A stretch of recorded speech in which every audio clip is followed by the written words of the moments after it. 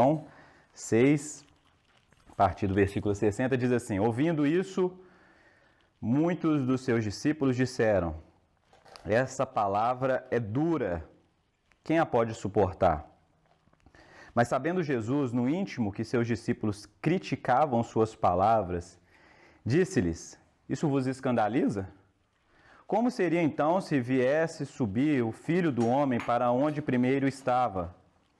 O Espírito é o que dá vida. A carne não serve para nada. As palavras que eu vos tenho falado são espírito e vida. Mas alguns de vós que não creem, pois Jesus sabia desde o princípio quem era e os que criam e quem o trairia. Continuou: por isso vos disse que ninguém pode vir a mim se não lhe for concedido pelo Pai. Por causa disso, muitos de seus discípulos voltaram atrás e deixaram de segui-lo. Então Jesus perguntou aos 12: vós também quereis retirar-vos?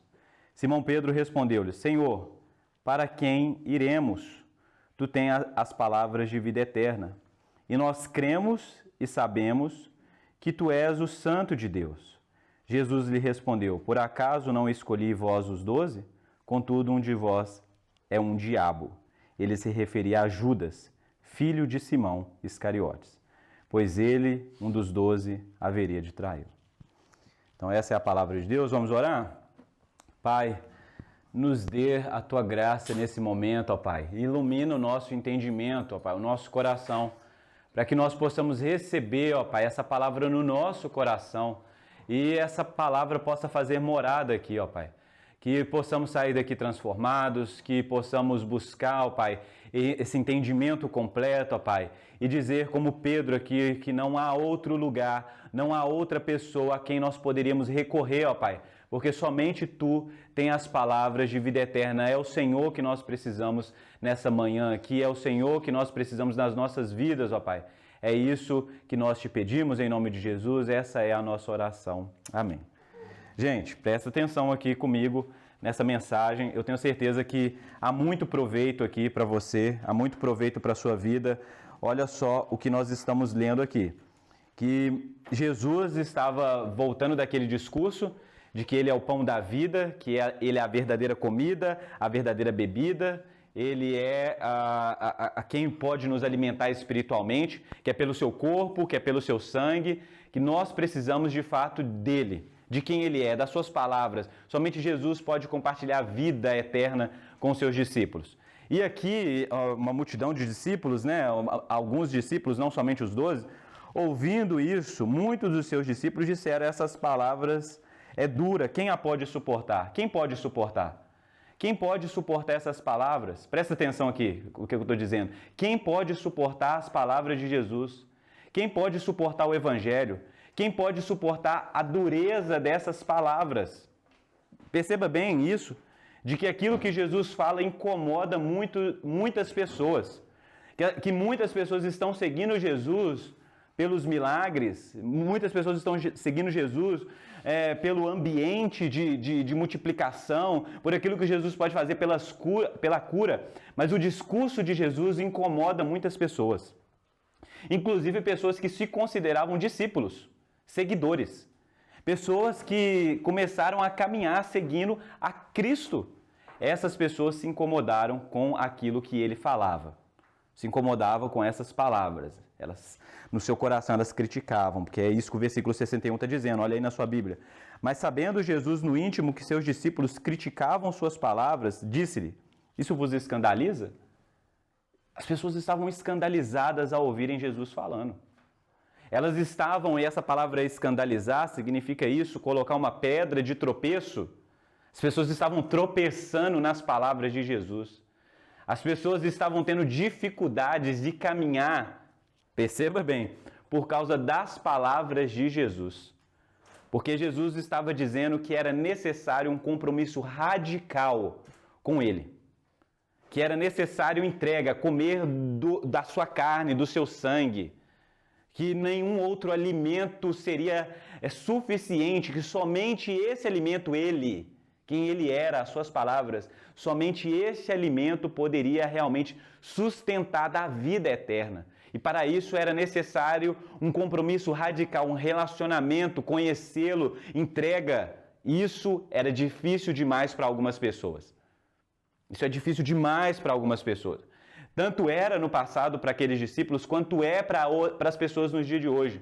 Porque seguir Jesus envolve isso: entrega, comer do pão, participar do seu sofrimento, beber do sangue, participar da cruz de Cristo.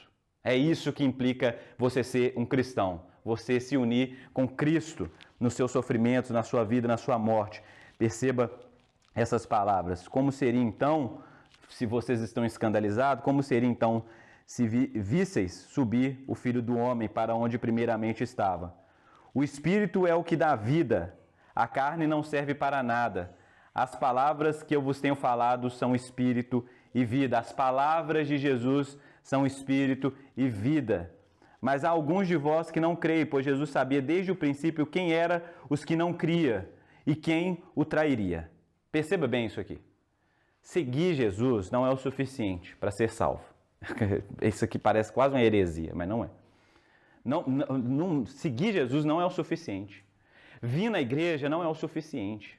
Ser batizado não é o suficiente. Saber os catecismos, as confissões, ler os livros não é o suficiente. Porque alguém pode seguir Jesus e mesmo assim não ter partido o nível do compromisso, da entrega, da fé salvífica. É simplesmente um se unir a Cristo pelos benefícios e não pelo todo. Só por uma parte, é uma parte do Evangelho. Essas pessoas caminharam com Jesus, gente. Esses discípulos aqui caminharam com Jesus e eles não criam. Mas eles olharam, eles viram os milagres, eles viram a multiplicação, eles viram o que Jesus havia feito durante o período da sua caminhada, eles viram. Mas eles não creram, o coração deles estava endurecido. Então é possível que pessoas entre nós, que pessoas que se dizem evangélicas, pessoas que se dizem cristãs, ainda não tenham nascido de novo. É isso que Jesus está dizendo aqui, porque o discurso é duro demais. Porque é isso que a palavra de Deus faz, na verdade. No que crê, a palavra de Jesus é espírito e vida. Naquela pessoa que se abriu para o Evangelho, que a obra do Espírito Santo foi realizada no coração dela, as palavras de Jesus, por mais duras que pareçam, e de fato elas são, essas palavras são tudo que nós precisamos e nós desejamos, por mais que doa. É o que nós queremos, as palavras de Jesus. Mas algumas pessoas, ao ouvir as mesmas palavras, elas ficam escandalizadas com a dureza do Evangelho. E é por isso que eu estou convencido, Tiago, eu estou convencido de que grande parte das pessoas à nossa volta que se declaram evangélicas não nasceram de novo. Não nasceram de novo. Não nasceram de novo. De que esses pastores, essas igrejas, principalmente essas megas igrejas, esses caras de televisão, esses caras que se passam por pastores /coach, esses caras não são amigos de Jesus, são inimigos da cruz, como diz Filipenses capítulo 3. Inimigos da cruz, porque eles não ensinam o que é um verdadeiro evangelho, porque eles não estão levando pessoas a caminharem com Cristo na carne e no sangue, não. Isso aqui deveria mexer profundamente com a gente. Profundamente com a gente. Por que de tantos escândalos? Por que de um evangelho tão raso? Tão líquido, não tem consistência, não sustenta o ser. Por quê? Por que você acha? Porque não se prega o Evangelho. Porque nós não falamos para as pessoas que elas devem ir a Cristo em arrependimento e confissão de pecados e fé somente naquilo que Ele faz. De que elas deveriam abraçar essas duras palavras de Jesus para uns, mas doce para aquelas pessoas que desejam realmente o reino de Deus. Então é esse o tipo de evangelho que você deve buscar essa manhã, na sua vida, para a sua família, para os seus filhos, para os seus amigos. Que história é essa de nós abraçarmos somente uma parte daquilo que Cristo faz e não abraçar o todo? Porque o abraçar o todo é duro. E Jesus sabia que muitas das pessoas que o seguiam... Então olha só... Se as pessoas escutaram Jesus falando, ensinando a mensagem do reino de Deus, operando milagres, operando curas. Se as pessoas ao escutarem Jesus o rejeitaram, muito mais você. O Filho de Deus estava em carne e osso, buscando reconciliação, que aquelas pessoas realmente se arrependessem dos pecados. Mas o que houve? Essas pessoas rejeitaram. Quanto mais você quando pregar o Evangelho. Não se espante. Não se espante ao pregar o Evangelho e as pessoas falarem, eu não concordo, eu não acho que é assim. Eu acho que isso aí é duro demais, Deus não é amor. Não se espante se essas pessoas rejeitarem as palavras que saem da sua boca. Porque o próprio Jesus não foi rejeitado? Por que você não seria, se você é um seguidor dele? Pense nisso. Ainda mais, Jesus vai trazer uma informação que é muito importante, que inclusive um dos 12, um dos discípulos mais próximos de Jesus, inclusive o trairia. Imagina isso, de que nós devemos também estar preparados para isso. De que por mais perto que você esteja com Jesus, se você não passar a linha da minha vida e a vida de Cristo e a vida de Deus, se a pessoa não se comprometer completamente, se ela não se arrepender completamente dos seus pecados, se ela não buscar a união com Cristo, a união mística com Cristo, se ela não ultrapassar essa linha, essa barreira, ela permanece como realmente os filhos da ira, filho do diabo. Essa é a questão toda. Então, gente, meu sonho, meu desejo é que a gente possa ser uma igreja que ama Jesus, que se comprometeu com Jesus e que busca nas palavras de Jesus a vida eterna. Que a gente saia essa massa cinzenta de discípulos que não se comprometem inteiramente com Cristo. A massa que não come da carne e do sangue, mas ela está só ali pelos milagres, pelas palavras, porque o ambiente é bom. Que a gente saia desse lugar de miséria, lugar de perdição. E a gente possa realmente buscar um compromisso íntimo com Jesus. Amém? Vocês estão aqui? Vocês estão me escutando? Amém. Então, isso é algo muito importante. Por causa disso, muitos dos seus discípulos, versículo 66, voltaram atrás e deixaram de segui-lo. Então, Jesus perguntou aos 12, vós também quereis retirar-vos? Jesus parece que apelou aqui com o pessoal. Ele disse, os outros já deixaram, vocês 12 também não querem ir? Vocês também não querem seguir esse mesmo caminho? Vocês também não querem ir embora? Porque, já vou avisando vocês, aqui vai ser assim. Eu sei que vocês estão pelos milagres, eu sei que tem muitos de vocês que estão pela multiplicação dos pães, eu sei que vocês acham eu uma pessoa extraordinária, mas assim, vai doer. Vai doer, vai escandalizar, vai mexer com vocês. O coração de vocês vai ficar incomodado. Eu vou falar certas coisas aqui, eu vou propor um caminho para vocês que vai incomodar o ego de vocês.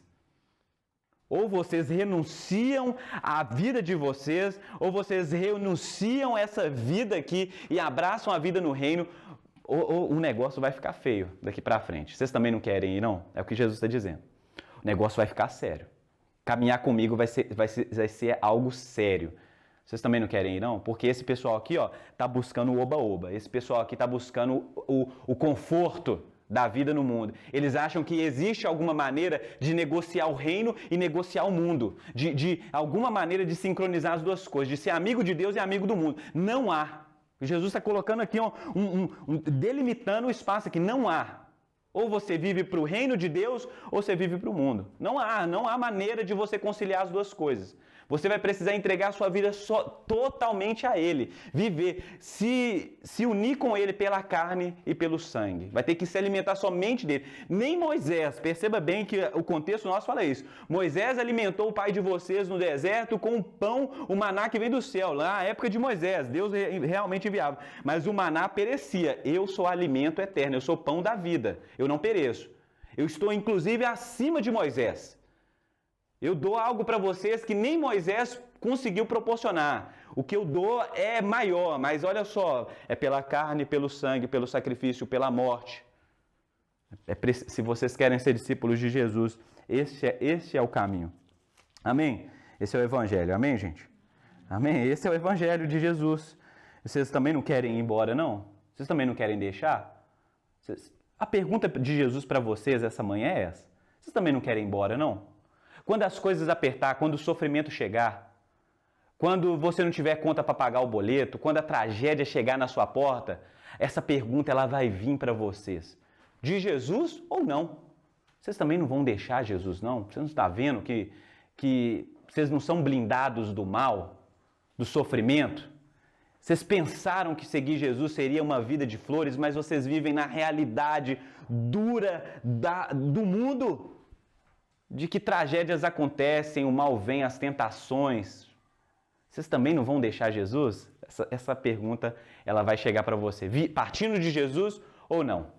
Ela vai vir para você. Um dia, no dia mau, ela vai vir. Seguir Jesus é difícil demais. Vocês também não querem ir, não? É duro demais. É tropeço demais. Vocês também não querem ir, não?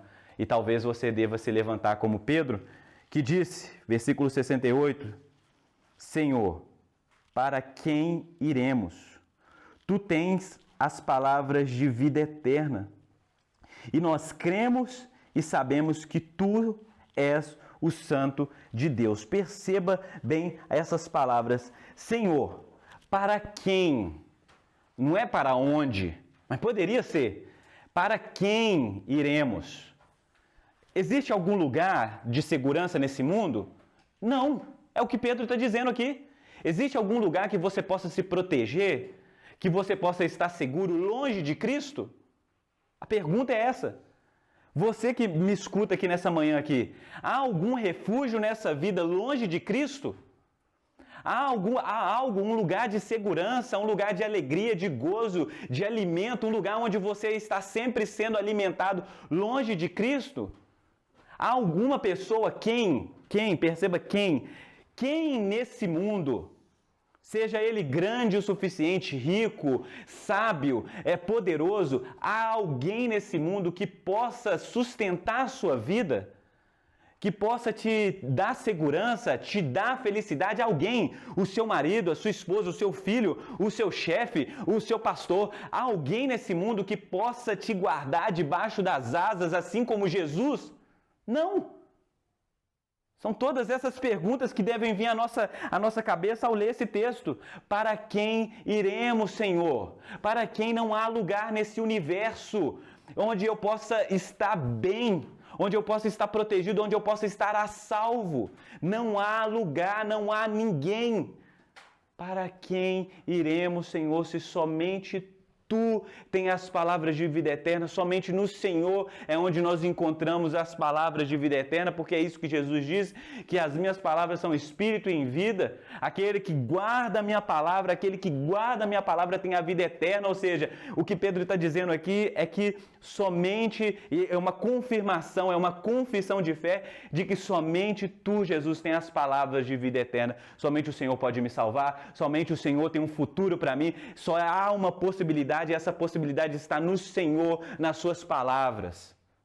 Isso é a resposta que nós damos à vida, a Jesus, às outras pessoas, mediante ao sofrimento, a dureza da vida, a dureza das palavras de Jesus. Não existe outro lugar onde o ser humano possa se encontrar, onde ele possa ser alimentado, onde a vida possa fazer sentido. Não há nenhum outro lugar a não ser na presença de Deus, nas palavras de Deus, perto de Jesus. Não existe. Não existe. Você já pensou em desistir do Evangelho? Quando você pensar em desistir do Evangelho, que a sua confissão possa ser semelhante à do apóstolo Pedro aqui. Para quem iremos? As coisas podem ficar difíceis na sua vida, e elas podem mesmo, mas que você possa permanecer fiel e confessar a Jesus. Jesus, eu não tenho outro lugar para ir. As coisas parecem estar difíceis, elas parecem maior do que realmente são, e eu posso estar em trevas, eu posso estar no mais profundo abismo, mas eu sei que lá o Senhor está. E o que eu preciso é as suas palavras. O que eu preciso são as palavras de vida eterna, porque essas palavras de vida eterna é quem sustenta o ser humano na sua mais profunda angústia. É isso, é a certeza do cristão, é isso que nós buscamos. Domingo após domingo, é isso que nós buscamos confirmar no nosso coração, de que essas palavras que nós compartilhamos aqui pelas Escrituras são as palavras de vida eterna. É disso que nós precisamos. Se há algo que você pode fazer de verdadeiro, de justo e de bom, é buscar as palavras de vida eterna para a sua vida. As promessas de Deus. Como nós ousamos a construir castelos, impérios, coisas longe das palavras de Jesus? Você é louco. Você está construindo uma casa sobre a areia se você fizer isso. Mas se Cristo for a nossa rocha, se Cristo for no fundamento das nossas vidas, tudo que nós fizermos, construirmos, buscarmos, vai estar sendo feito e construído nessa rocha que é Jesus, as suas palavras para nós. Porque olha só o que Pedro vai dizer, complementando, versículo 69, e nós cremos e sabemos que tu és o Santo de Deus. Nós cremos. Guarda essa palavra, crer. É pela fé que eu compreendo, é pela fé que eu me achego. É pela fé que eu me uno a Deus. Cremos e conhecemos. E conhecer aqui é a mesma palavra para um relacionamento, por exemplo, né, de um homem e uma mulher. Conhecer, intimidade, uma intimidade mesmo conjugal. É se unir a outra pessoa pela relação, pela intimidade. Nós cremos e conhecemos. O que Pedro está dizendo? Nós cremos, nós vimos, nosso coração se abriu, nós depositamos a nossa fé, mas não somente de longe, mas nós também nos relacionamos com as suas palavras, com quem você é. É necessário que você não simplesmente confesse com a sua boca, mas que você se relacione com a sua vida. Se relacionar com Deus. Desenvolver esse relacionamento íntimo com Jesus. Ao fato de vocês serem um, de vocês buscarem realmente essa unidade em Jesus. Buscar realmente essa unidade, buscar nele esse relacionamento. Por isso que não basta simplesmente você vir na igreja. Se você não desenvolver a sua fé no ambiente secreto, no ambiente da intimidade, não basta você vir na igreja. Não basta. Não basta eu falar tudo isso que eu estou dizendo aqui, não basta. Se você não pegar isso e ir para o secreto, entra no teu quarto e o teu pai que te vê em secreto te recompensará como? Com a sua presença, com a presença dele. Essa é a recompensa que nós buscamos. Essa é a recompensa. A recompensa é a presença de Deus, é o relacionamento com ele. Nós cremos e sabemos e conhecemos que tu és o Santo de Deus. Versículo 70. Jesus lhe respondeu: por acaso não escolhi a vós os 12? Contudo, um de vós é um diabo. Ele se referia a Judas, filho de Simão Iscariotes, pois ele, um dos 12, havia de traí-lo. Perceba bem, Jesus é Deus. Não há dúvida para nós que estamos lendo essas palavras aqui. Como um homem simplesmente pode alimentar pessoas com a sua carne? É Deus dizendo aqui.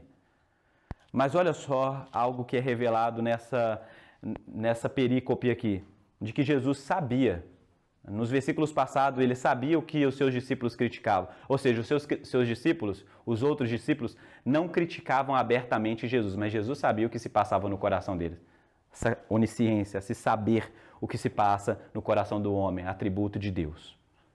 Jesus também sabia que um dos seus discípulos mais íntimos iria de traí-lo, ou seja, Jesus sabia que alguém ali já havia entregado o seu coração a Satanás. E por que Jesus usa essa palavra? É um diabo. Porque o diabo é quem oferece essa oposição no coração contra Deus. E Judas havia passado para o lado escuro da força, o lado negro da força. Pensa sobre isso. De que Judas estava seguindo Jesus, estava entre os 12, mas no coração de Judas já estava uma convicção de que andar com Jesus e crer e obedecê-lo não era algo sensato no coração de Judas. Que era melhor outro caminho.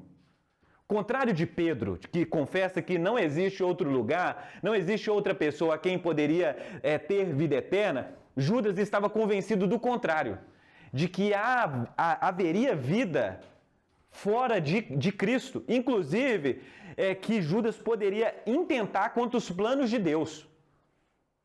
Porque não é isso que ele faz na traição? Ele não tenta ali, de alguma maneira, não fazer aquilo que Cristo propõe?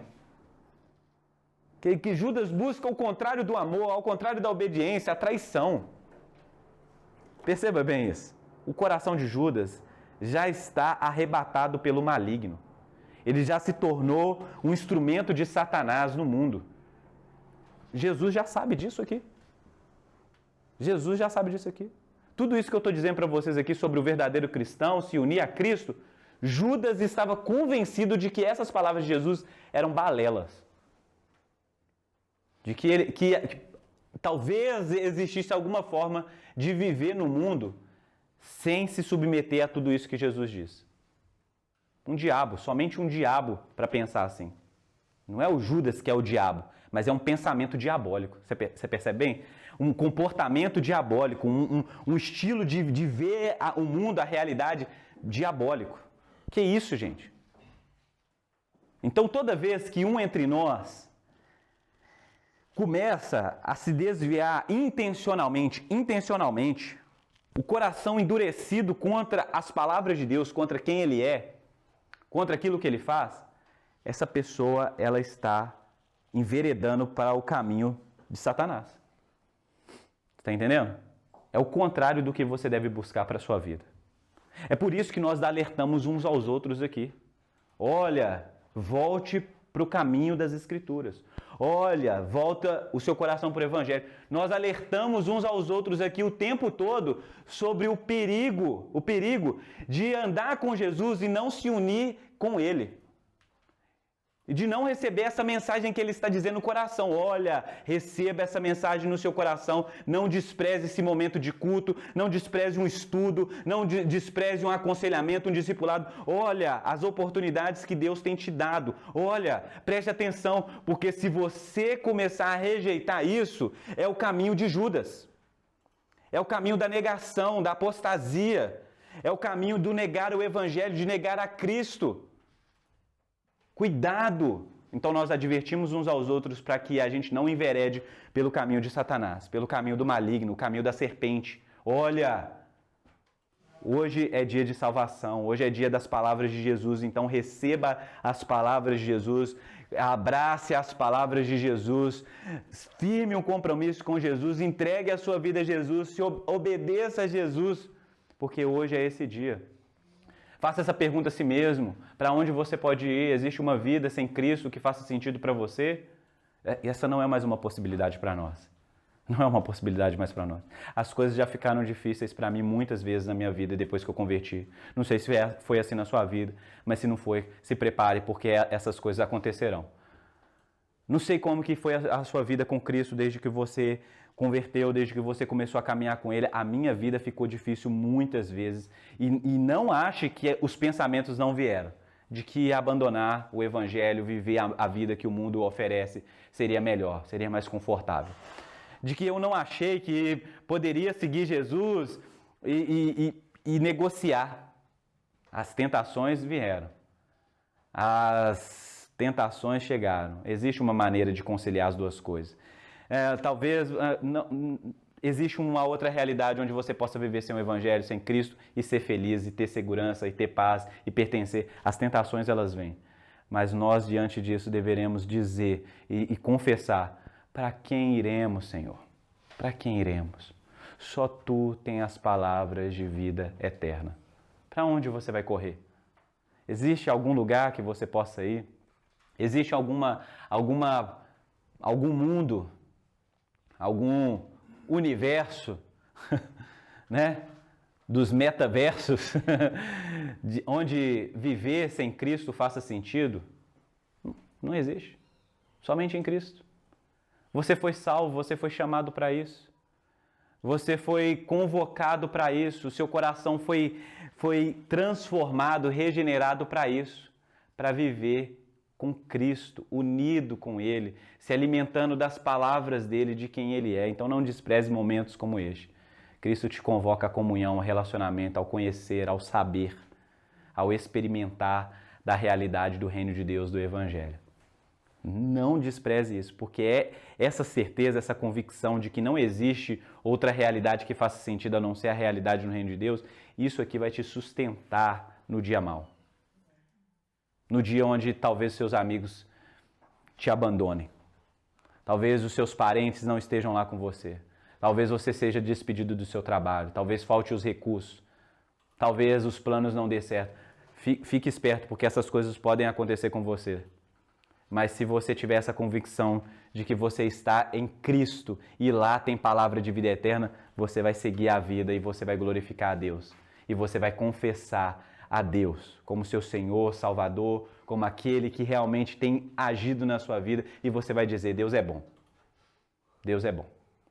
Deus realmente me ama. Nem a morte, nem a vida, nem principados, nem anjos, nem potestades, nem nada, nada. Nada pode me separar desse amor, porque eu estou ligado com Ele, eu estou unido com Ele, uma intimidade, uma relação íntima e profunda. Amém? Essa deve ser a nossa confissão. Esse discurso é duro. É um discurso duro mesmo. Jesus aqui, ele não abre preceitos para negociar. Viu, gente? Não, vamos parar de negociar. Ah, isso aqui é minha vida religiosa. Isso aqui é a minha vida cristã. Ah, domingo eu sou crente, não sei o quê, mas aí quando eu volto para segunda-feira, aí aqui a vida já com o pau já começa a quebrar, e aí eu já sou do mundo, aí eu tenho que jogar como o mundo joga. Eu tenho que viver como o mundo diz para me viver. Eu preciso vestir e falar como o mundo diz que eu devo vestir e falar. Que isso? Isso é negociar o reino e o mundo. E deixa eu te dizer uma coisa. As coisas não são boas para as pessoas que seguem esse caminho. Não são boas. Não existe vida eterna. Não existe consolo nesse tipo de jornada. Só existe perdição. Só existe trevas. Não, esse alimento é perecível. Você vai comer daquilo que o mundo oferece e vai perecer. Não tem meio termo. É bom que nós possamos abrir os nossos olhos. Como uma pessoa que eu conheci, e essa pessoa era uma pessoa que ela fazia de tudo para ter coisas na vida dela. Se ela tivesse que passar por cima de pessoas, humilhar pessoas ou fazer negócios estranhos, ela faria. Mas no final de semana o dízimo dela estava chegando lá. E alguém poderia dizer: cara, é o maior dízimo da igreja, é um dízimo muito bom. Cara, você viu as cestas básicas que deu para o projeto tal? Que isso, essa pessoa está perdida, ela está enveredada, ela já se tornou um diabo. Porque ela achou que dá para negociar coisas no reino e a vida. Ela acha que Deus só deve governar sobre a vida dela no domingo. Mas deixa eu te dizer uma coisa, se unir com Cristo significa segunda a segunda, 24 horas por dia, 7 dias por semana, 365 dias pertencer a Cristo e obedecer e se submeter somente a Ele. Essa é a mensagem do Evangelho para você.